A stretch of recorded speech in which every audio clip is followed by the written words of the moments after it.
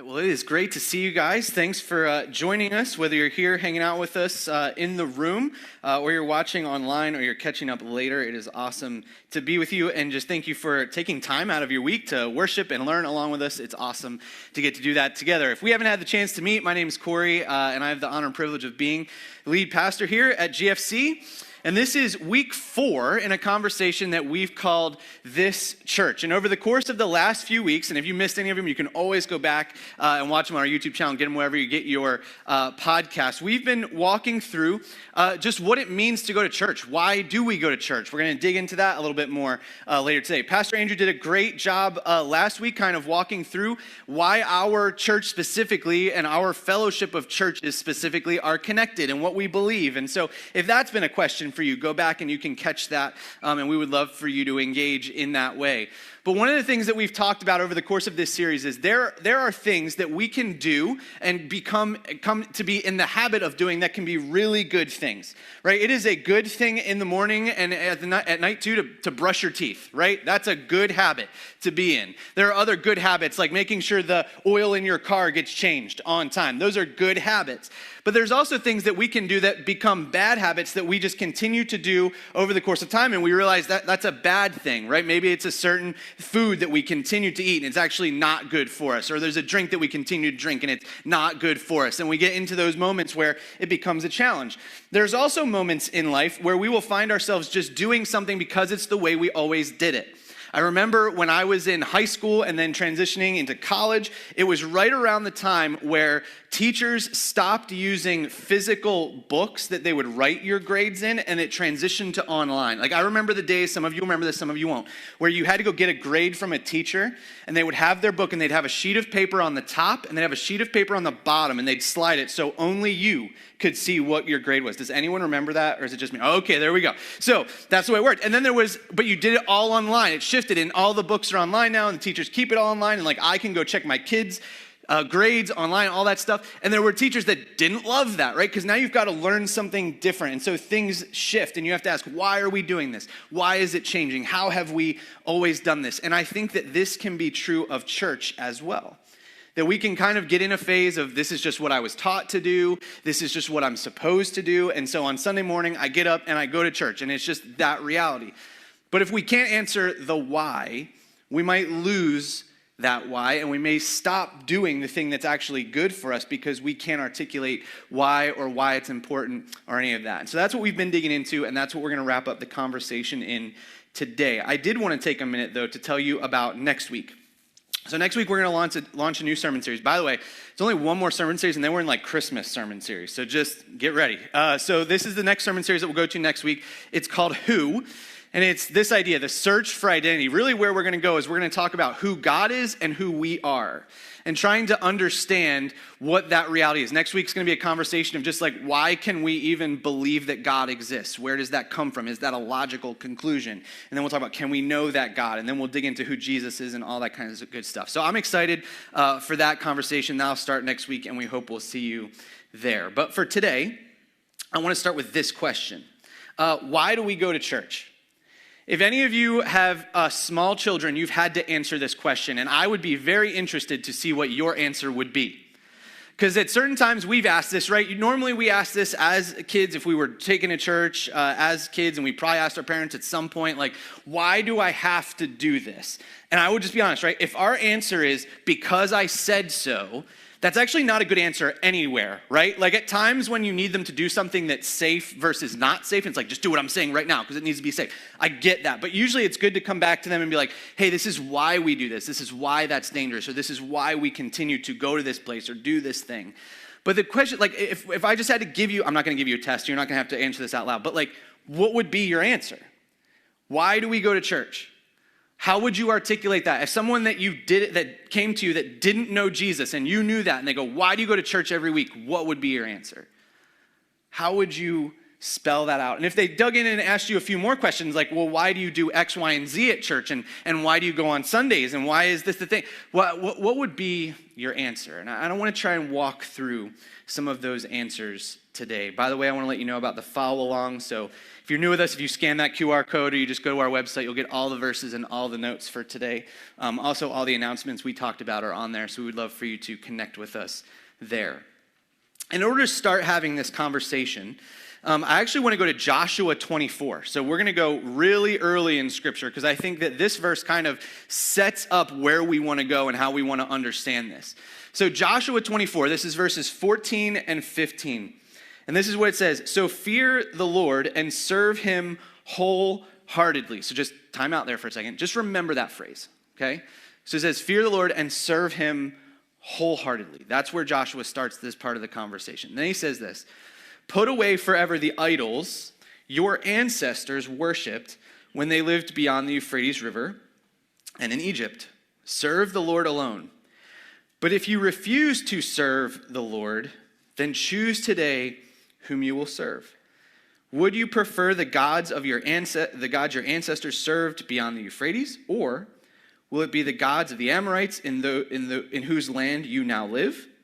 But as for me and my family, we will serve the Lord. So let me just kind of explain what Joshua is saying, right? He's looking at a group of people, and he's saying there were gods that your ancestors worshipped back when they lived beyond the Euphrates, right? That they had gods that they worshipped. He says, are you going to worship them? And then he looks around and he goes, are you going to worship the God of the Amorites, the people that are around you now, right? Are you going to worship them? But then he says, as for him and his household, he says, we're going to serve the living God that we know exists and that we've given our lives to, and that is who we will serve. I think we have some of the same questions. Are we going to worship the gods of our ancestors, the gods of our parents, our grandparents, whatever? If they weren't followers of Jesus, they maybe worship something. Would we go that direction? Are we going to look around the world, our culture, and just say, are we going to worship the things that they worship? Are we going to pursue those things? Or are we going to worship what we would call today, who we would call Jesus, that we would say we understand that he came and lived and died and rose again, and so we have committed that we are going to worship him. We have that advantage over Joshua where we could see what Joshua knew would come. We see the other side of that. And so I think that this is true, that worship actually requires a decision. Now, before I go on, I'm going to talk a lot about worship today. I'm going to talk a lot about worship connected to church. But here's the thing. I want us to understand something. Worship is not just tied to church. Like, that's not the only place we worship. It's not the only outlet for worship. It is a place that I think is very important when we think about worship and how we process that.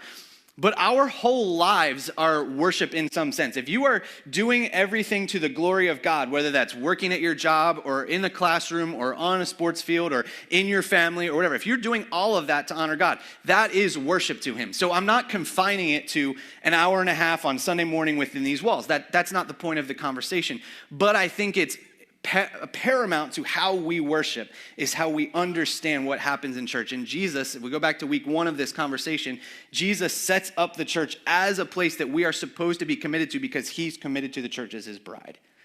And so I want us to understand this. And I think, like I said, we went to Joshua, we set this up because he sets the stage. He says, this is a decision. And worship, number one for our conversation, right, requires a decision. We have to decide who we are going to worship. And I would ask this question. You can think about it. We have to answer for ourselves. Who gets my time, my energy, my attention, my money, and my commitments?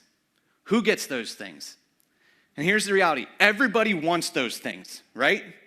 So if you have a family, you're married, or you've got kids, or whatever, they get that time. My wife and my kids have to get this from me, right? All of these things. They have to get my time, they have to get my energy, they have to get my attention, they definitely get my money, and they have to get my commitment, right? All of that has to be true. And then you kind of zoom out a little bit from that. You think about your world, what this means for you. If you've got a job, right, they've got to get time and energy and commitment from you. And then maybe you're a part of a club or a team, or you're on PTO, or your kid's school is asking you to send things in or commit to serve in this location, and then they want time and energy. We ask you to give time and energy and commitments and all those things, right? And everybody vies for these things. And by the way, that's not bad, right? It's not a bad thing. that you want to be a part of things, that you want to serve in this way, that you want to engage in this space. It's not bad at all. But maybe you've been in a spot like me where I've had to realize I've said yes to too many things. And I've had to become careful of how I start to kind of sift through when somebody comes and says, hey, will you do this? Or will you be a part of that? Or will you commit to? I have to sift through and go, who's getting my time and my energy and my attention and my money and my commitment? Everyone's going to ask us. And we have to know what's most important up front. If we get those things, if we get what's most important out of whack, or we get them shifted to the wrong place in the deck, we will make poor decisions. And honestly, I think what will happen is our worship will start to go a different direction. I think honestly, when Joshua asked that question, he was helping them think through who is going to be most important on your list of who gets attention. And notice he didn't just say, he says, my household. He said, me and the people that get all of these things from me, I'm going to point them in a certain direction, and this is the way we're going to go. And so I would challenge us just up front, how do you process this? Who gets the best of these? Not just some of these, but they get the best of these. Who is that in your life, and how do you know and understand that? I want to jump forward to Acts 2. Acts 2 is kind of the place that we'll go anytime we're talking about church. It's kind of the institution of the church and how we understand what we do in church and all of that kind of good stuff. Acts 2:42 simply says this: all the believers devoted themselves to the apostles' teaching and to fellowship and to the sharing of meals, including the Lord's Supper, and to prayer. And then if you jump forward a bit to verses 46 and 47, it says this: they worshiped together at the temple each day, met in homes for the Lord's Supper, and shared their meals with great joy and generosity, and all the while praising God and enjoying the goodwill of all the people. And each day the Lord added to their fellowship those who were being saved.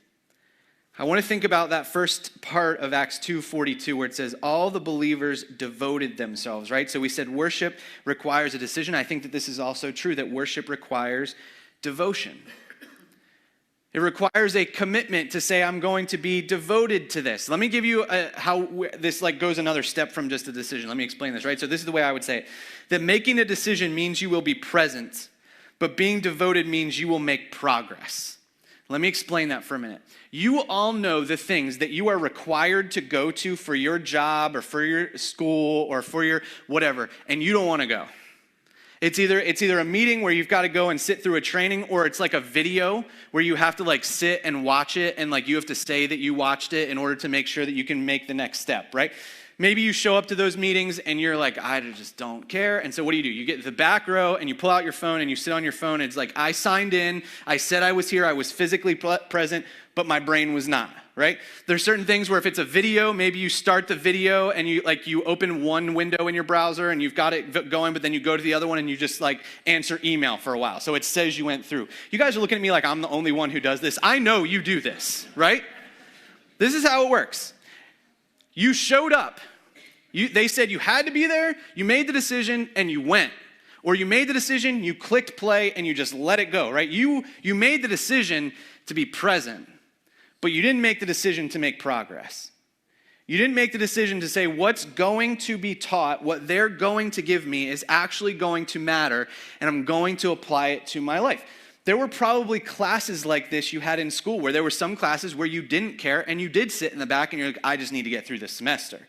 There was probably other classes where you actually enjoyed it. Maybe it had to do with your major and you wanted to be there and your friends were there. And so you sat a little closer to the front and you opened a notebook and you took notes or you typed notes or whatever you did and you engaged with it, right? Because you wanted to make progress. You wanted to learn in that way. This is the case with the early church.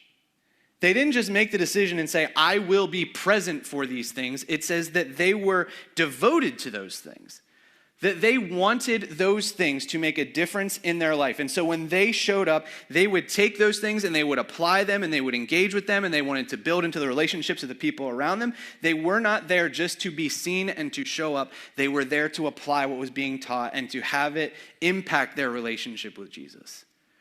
I think this is the case. It requires a decision, but it also requires devotion.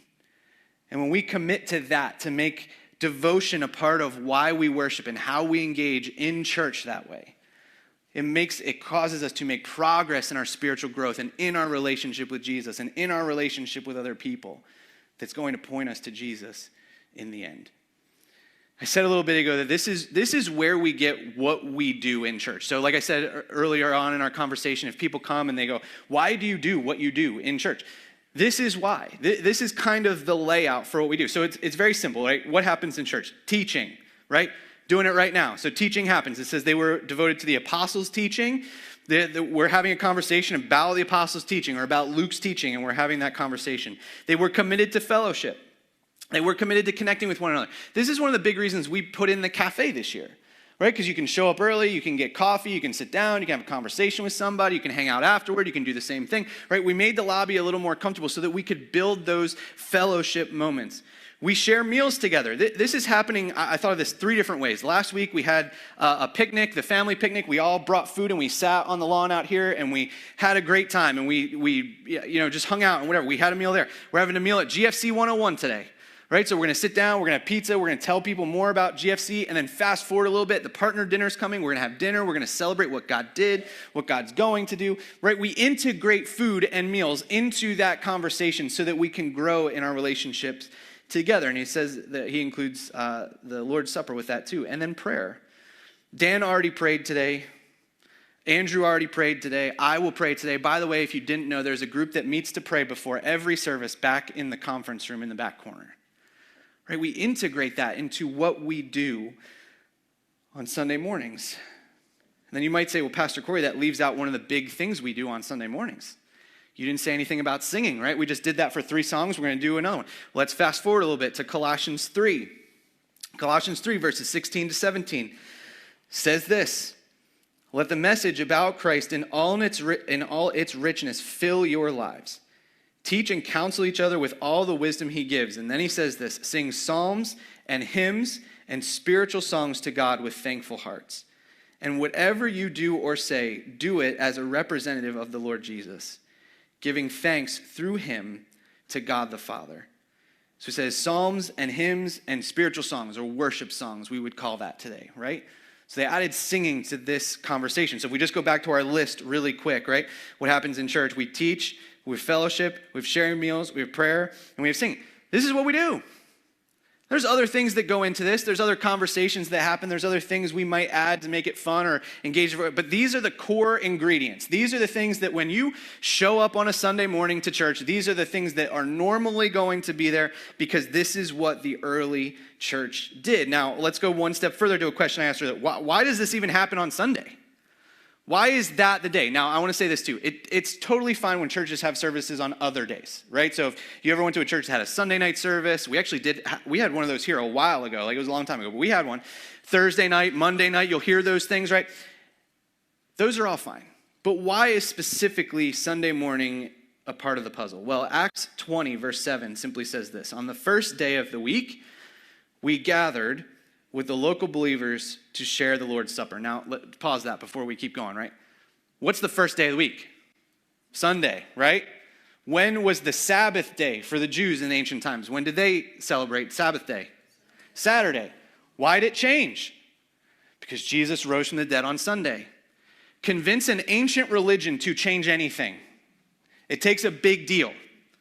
So when Jesus rose from the dead on a Sunday morning, those who committed to follow Jesus said, we're going to change the way this works. We're going to celebrate that. That's why we still show up on Sunday mornings, because it's always a reminder that Jesus rose from the dead on a Sunday. So once a week, we wake up on Sunday and we remind ourselves that Jesus walked out of the grave on Sunday morning, and that's one of the most important part of our faith. So that's why we show up on Sunday morning. But then it goes on and says this: Paul was preaching to them, and since he was leaving the next day, he kept talking until midnight. Andrew and I are going away. We're going to be in Ohio Tuesday, Wednesday, Thursday this week, so I'm just going to keep preaching today, okay? We'll bring the pizza up. We'll have the pizza here. It'll be great, right? No, I'm just kidding. But preaching was a massive part of what they did. Actually, if you go read, I think it's funny. It's kind of not funny, but it is kind of funny. The rest of this chapter, here's what happens. He preaches until midnight. Someone falls asleep that's sitting on a windowsill, and they fall out of the building 3 stories. and he dies. Do you want to know what Paul does? He goes down, he raises him from the dead, brings him back upstairs and preaches till dawn. That's the rest of that chapter. He kept preaching because it was something to do. Listen, this is what they did, right? They show up on the first day of the week. They have the Lord's Supper together. This was part of their worship, and Paul teaches them what they need to know. This is the conversation, right? This is why we do what we do. It is not haphazard. It is not something we just pulled out of nowhere. It is what the early church did, and it goes back to all these things. Some of these things are part of the conversation when it comes to what they did in Judaism, and they kind of transitioned some of that over just practices of worship. But this is what we do. And there's a commitment that's there. So we've already said worship requires a decision. We said worship requires devotion. I would also say this, that worship requires discipline. That when we lay out these things, sometimes these things, I'll just be honest, right? Sometimes it can be boring.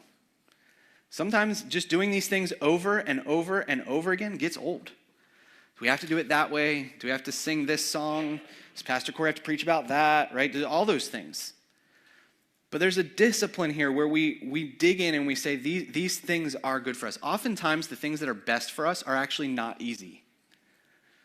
And I understand, I'll go to a different level with this. I understand that there are moments in life where things happen, and we just go, I don't feel like worshiping. I'm angry at God. I'm frustrated with him. I don't understand what he's doing. And right now, turning around and going to church and seeing all these people that are going to smile at me and singing all these happy songs, I don't want to do that, right? It just is the reality. But this is what I know can be very, very true. That the most meaningful worship often comes from the most difficult moments. My friend Johnny, who's actually one of the missionaries that we support here, he often doesn't tell this part of his story. I think he should tell it more often. But about 8 years ago, he was diagnosed with cancer. He's 2 years older than me, so he was like 30 or 31 at the time, something like that.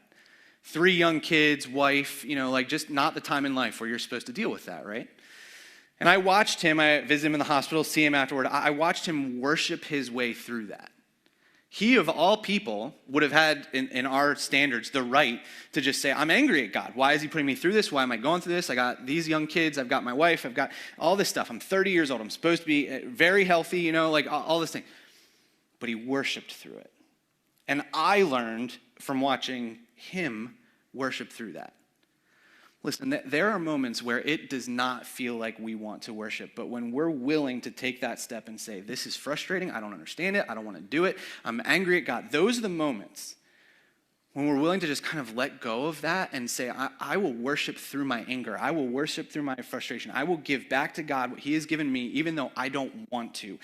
That will become some of the most impactful worship times and meaningful worship times in our lives. And maybe you're walking through that now. Like, I get it. It's frustrating. It's heavy. It's hard. But when we're willing to give that up and just say, I'm going to commit to this difficult thing because I actually know it's what's best for me and it's how I can grow in my relationship with God the best, it's the moments that he'll show up in incredible ways. Going back to Matthew 28 for a minute. This is the passage that would be called the Great Commission. This adds a layer to what we know and understand through worship. Verses 18 to 20, and Pastor Andrew talked about this last week. It says, Jesus came and told his disciples, I have been given all authority in heaven and on earth. Therefore, go and make disciples of all the nations, baptizing them in the name of the Father and Son and Holy Spirit. Teach these new disciples to obey all the commands I have given you. And be sure of this, I am with you always, even to the end of the age. Now, I want to go put that verse up again, but there's a section I have highlighted. This is the part I want to focus on for today. It says, teach these new disciples to obey the commands I have given to you. There's an aspect of church where we come together and we do all of these things, but there's also an act of church or act of worship that's also connected to the church where we go and we reach out to other people. So we said worship requires a decision, it requires devotion, it requires discipline, and I would say this, that worship requires a declaration. We have to be willing to admit and say and connect and teach and help other people understand that don't know Jesus how they get to know Jesus. There's an act of worship that is just telling other people that don't know Jesus about Jesus. So we come and we can be as make a decision and we can be devoted and we can be disciplined and we can show up and we can do all of those things. But if it doesn't overflow to the people and the communities around us and connecting them to Jesus, we've missed a massive portion of the puzzle. There's a church that's up in Phoenixville that I got to connect with a bit when we were in Pottstown and even before that. They're called Journey Church. And one of their pillars, one of the things that they will say over and over and over again to their people is this, that we exist for those not yet here. Now, here's the thing. They exist for Jesus. They will say that a million times, and they want to worship him, and they have people, and they want them to worship Jesus. But here's the thing. They would say if they do what they're supposed to do, if they worship Jesus well, then the reality is that there should be more people that show up in their space and they can teach them to follow Jesus. And they don't just exist just for them, right? They exist for people that don't yet know Jesus, and they are committed to connecting with those people and saying, we want you to know and understand the Savior of the world. So we make the decision, we have to be devoted, we have to have discipline, and there needs to be a declaration to our worship. And so I would say this, that the why of church is worship. You know, we can have a conversation. This happens in like Bible college and different conversations like, why does man exist, right? Do we exist to worship God? Do we exist to bring him glory? Do we exist to whatever? And there's some mix of all of that that's true. But when we think about church, why we do this, why we get up on Sundays or whenever we go to church and we do all of these things, it's to give our life back to God. It's to say when everyone's vying for all of my attention, and all of my commitments, and all of my time and energy, there's a section of my week carved out that I'm going to give to God.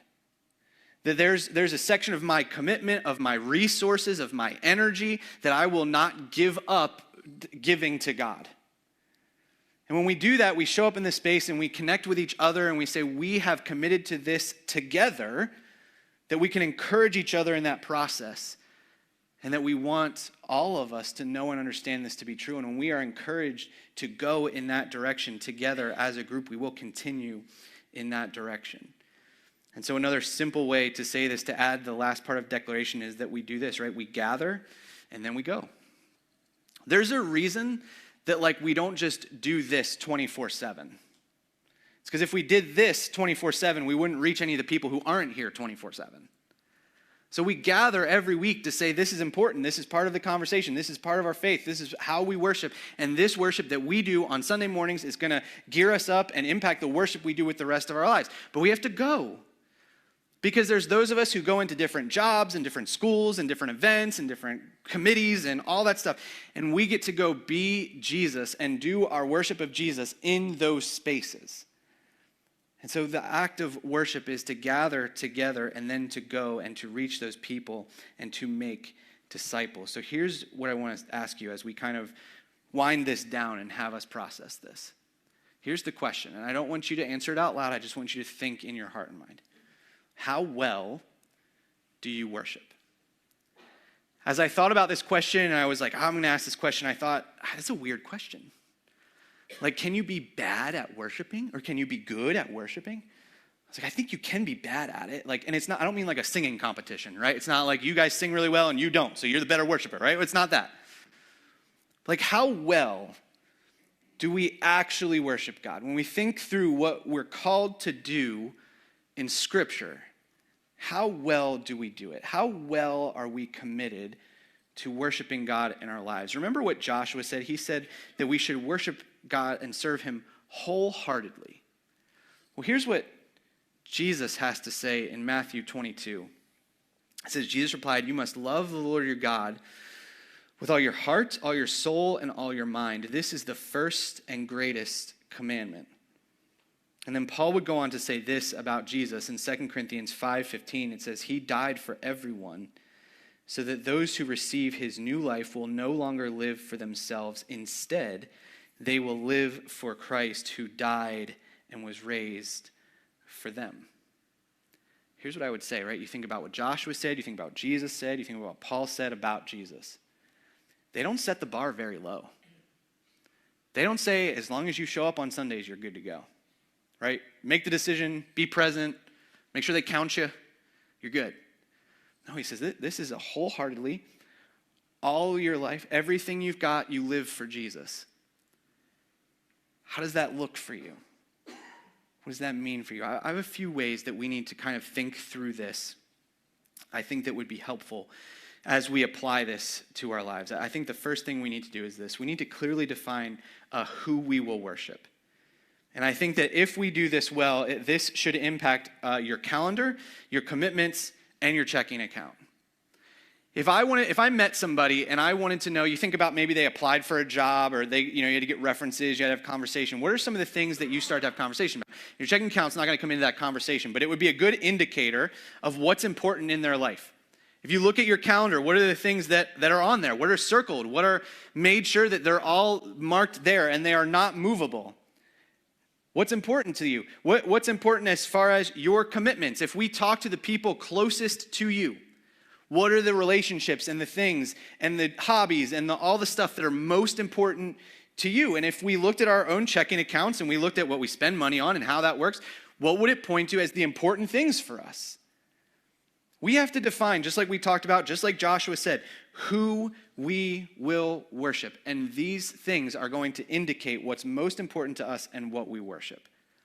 What these things are going towards is going to be the answer to that question. And so have you clearly defined it? Have you drawn a line in the sand like Joshua did and said, as for me and my family, we are going to serve God. We will not serve the gods of our ancestors. We will not serve the gods of our culture. We will serve the God of the universe. I would say that this is true too, that we need to purposefully create space for your worship. And the way I would have us understand this is that a relationship you are devoted to is evident to the people around you. I remember this playing out specifically when I was in college. And so you'd get this moment, like when I went to high school, sometimes when you go to high school, you've known people in the high school for a long time. Like I went to the same school from 5th grade till 12th grade. I knew pretty much everyone in my class, and we all kind of knew each other, right? But when you get to college, if you went to college, you threw everybody together and it was all new, right? Everybody didn't know everybody. Maybe some people knew some people, but there was all kinds of different things. And you'd kind of start to see the friend groups start to form, and then you'd start to see the couples start to form, right? And it would kind of be one of those things where this person's going to hang out with that person, and you're like, oh, they're just hanging out. And they'd be like, no, we're just friends. We're just, having dinner together or whatever. And then like they spend more time, and you're like, oh, is that starting to move? And then all of a sudden you get this, right? You invite your friend to go hang out with you and do something with people, and they go, sorry, I'm actually hanging out with, and that's the moment where you knew she got him, right? And it happens from the reverse side too.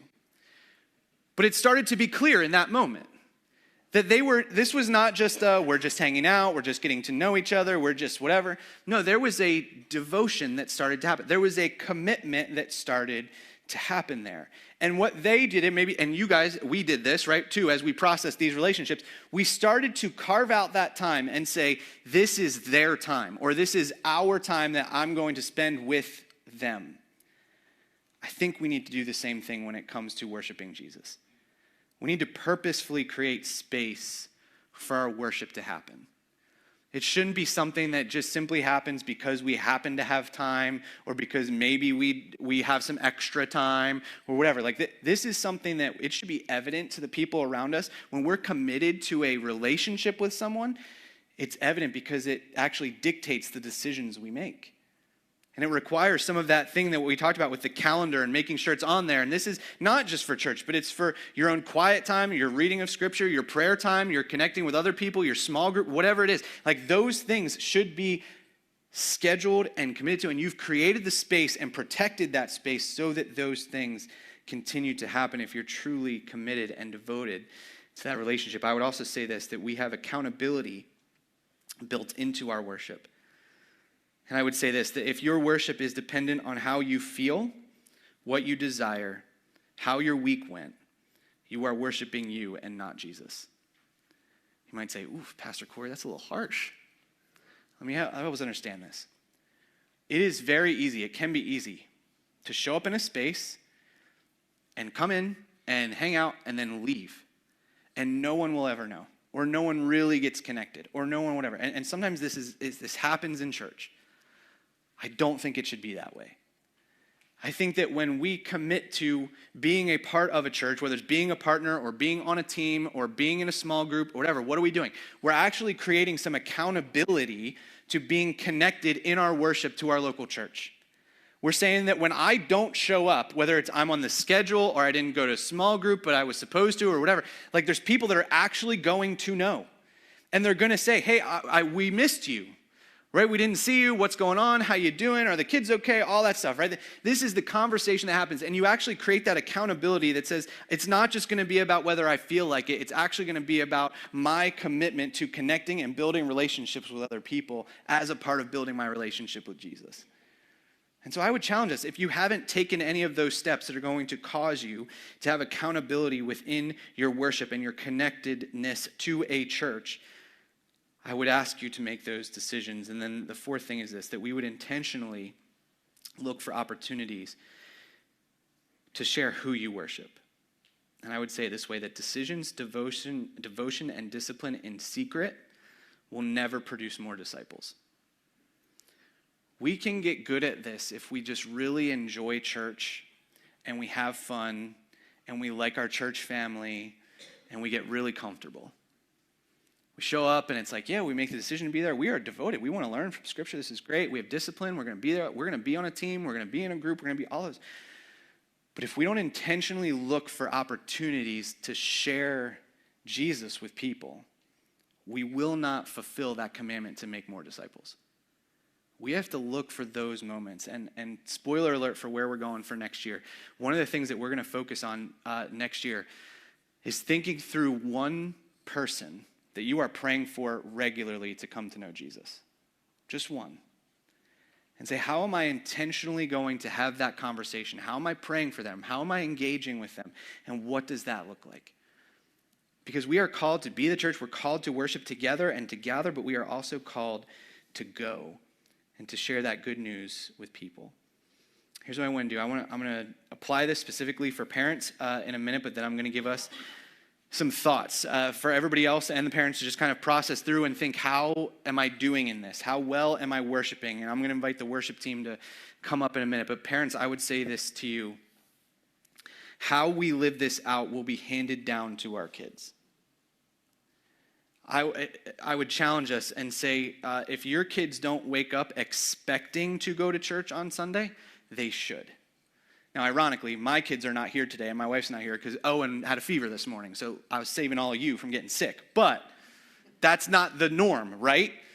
The norm is we're going. The norm is we're up. It's Sunday. We have church. Right? This is where we're going. This is what's happening. This is what's you know what I mean? Like it's not normally a question unless somebody has a fever. Then we'll back off, right? But how we do this, how we worship, what our time and our energy and our commitments are pointed towards. I'll pick on dads for a minute. Where your time and your energy and your commitments are pointed towards will be handed down to your children. So what do they see?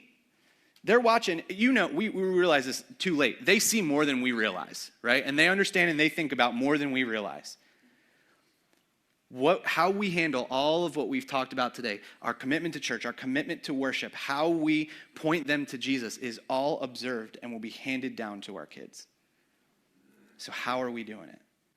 What does that look like for them? I'm going to invite the worship team to come back up, and I just want us to think through some of these questions in our own hearts and minds as we get ready to sing this last song. The first question is this: have I decided to worship Jesus? And I would say this, if there's someone here that hasn't decided to follow Jesus, I would love to have that conversation with you. But what I mean by this is, are my decisions, are my commitments, is my energy going towards worshiping Jesus? Have I decided to do that on a daily basis? Or is it something that just happens by accident? Have I decided to worship him? Am I devoted to Jesus? When I show up in spaces like church or small group or whatever, am I just showing up and am I just like, hey, I can check off that I was there? I did the thing, I was in attendance, so God's happy with me because I went to church today? Or are we devoted in saying, I actually want worship to change my heart and I want God's word to influence my life? Am I devoted to that? Am I disciplined in my worship of Jesus, even when I don't want to? When the last thing I want to do is open up my Bible and read, am I committed to going to that space? If the last thing I want to do is pray, am I committed to going to that space? If the last thing I want to do is sing, am I committed to going to that space? And do I declare Jesus to those around me? When people look at me and they see what I worship or how I worship, do they see Jesus? Is that something that overflows out of me, and it's clear who and what I am committed to? Again, I would say this happens in church, how we connect to church, but I also think it's just an overflow of our lives. How do we do this? Are we committed to these things? Are we devoted to Jesus? Do we make the decision? And does it overflow to people around us so they can recognize and know and understand who and what we worship?